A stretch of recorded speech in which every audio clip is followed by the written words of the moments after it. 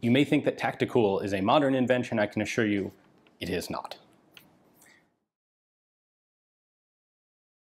Thanks for tuning in to another video on ForgottenWeapons.com. I'm Ian McCollum, and I'm here today at Ader in Paris taking a look at a bunch of cool antique firearms like this sword gun. You may have seen knife guns. Well, this is a full-on Saber-Revolver. It's a much bigger blade, and it's a repeating firearm. So, like, what could be cooler, right? As I said in that intro, Tacticool is not a modern thing. Tacticool has been going on since probably the first person figured out, like, how to put two sticks onto one stick as a club. And this is no exception. So I don't have a lot of specific detail about the origins of this particular pattern. These in general are attributed to a Milanese designer by the name of Carlo Maria Colombo, who basically made this style originally by mating a Pinfire Lefacheaux revolver to an Italian 1855 pattern of officer's saber. And he did this in 1864. So these are sometimes called Model 1864 sabers. It is sort of a standardized pattern. You will see guns like this. They were made in Italy. They were also made in France and in Belgium. There's really no patent involved in this. There might have been at some point, but it's the sort of thing that got copied fairly widely. So let's just dive right in and take a look at how this works, what you've got here. All right, it's a sword scabbard. I'm really not that much of a sword guy, so I can't elaborate too much, except I do know that sword scabbards typically don't have recesses in them for pistol barrels. Of course, this one does. You are not going to want to shoot this thing probably with the blade sheathed, because this front hanger ring is in fact directly in line with the barrel, and you will shoot that off, unless of course you're hanging the sword from that, but I digress. A little bit of nice embellishment on the blade. But then, the important part here, we have the revolver built directly into the hilt of the gun. This isn't a sword that was retrofitted with a revolver. This was very much from the ground up designed to have this revolver built into it. Now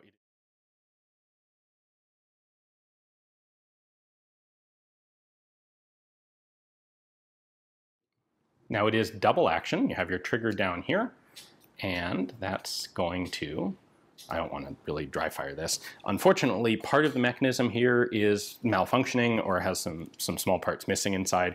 This would normally auto-index the cylinder, like any other double action revolver. When you pull the trigger, it's going to cock the hammer and also rotate the cylinder one position.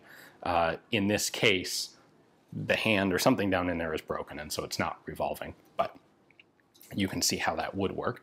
This is an early style of Lefacheaux, so our loading gate, which you have to have the gun cocked to open, our loading gate is retained by a little flat spring down here. It's just spring tension on this little guy right there that holds the loading gate closed, like so. Once you open it up with the hammer cocked, you can go ahead and revolve the cylinder to load all 5 rounds. This is Pinfire. So if you're not familiar with the Pinfire style of cartridge, it is essentially a metallic case. The front end looks like a modern cartridge, but the back end, instead of having a primer in the base of the cartridge, it has essentially a firing pin sticking out radially on the side of the cartridge, and that's what this little notch is for. When you load the cartridge, you line up that firing pin so that it sticks up out of here. You'll notice that the hammer has a flat face on it. When you fire, the hammer is going to snap down onto that Pinfire firing pin. That pushes it into the cartridge this direction, and there is essentially a primer on the inside of the case opposite of the pin. So Pinfire was a system that was a lot more common in Europe than it was in the US, although the Confederacy, for example, did buy a decent number of Lefacheaux Pinfire revolvers during the Civil War. But this is a system that would exist really, we're talking 1840s through maybe 1870s before it's thoroughly outclassed by modern centerfire cartridges instead. Pinfire works, but of course it's got issues. You have to line up the cartridges. It's more difficult to transport. It's more time consuming to manufacture. Good initial idea that just didn't survive. Center fire is a lot better. So that in some ways dates a weapon like this. Being pinfire, we know it's relatively early. Anyway, going back to our loading gate here, once you open it, you have a manual ejector rod here to knock out all of your empty cases. The grip has a set of 4 finger grooves in it, so your grip, when you're not intending to fire the revolver, is going to be like this, and then you can extend your finger down here to use the trigger when you want to actually shoot. This style of weapon was proposed to a number of military forces over the years.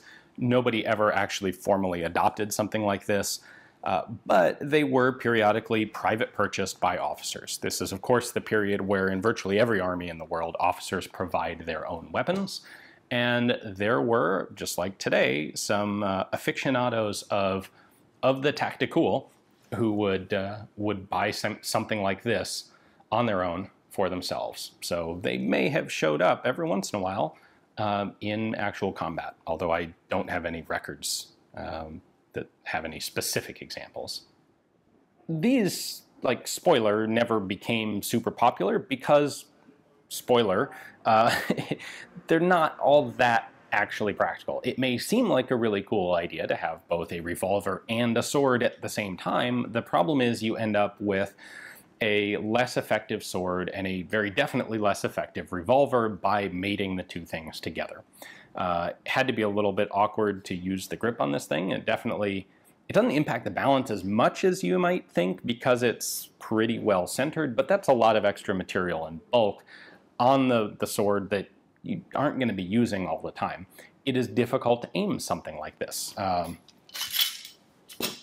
The fact that we have a curved blade on the saber and then a straight barrel on the revolver means it would actually take some practice to be able to point the blade at your target. You don't want to point from your hand to the tip because then you're firing down.